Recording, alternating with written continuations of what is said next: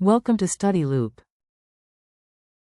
Okay, so we know the band gap of gallium phosphide as 2.26, gallium arsenide as 1.43.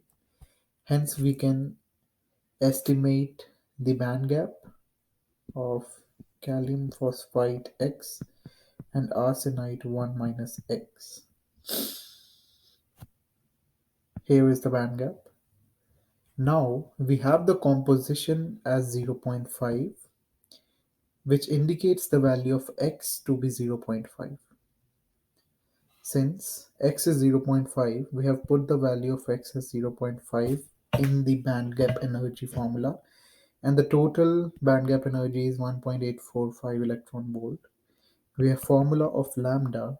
Just substitute the values in this formula: 6.626, 10 to power negative 34, 3.0, 10 to power 8 meter per second, divided by energy 1.845, 1.602, 10 to power negative 19 joules. We have converted the electron volts into joules.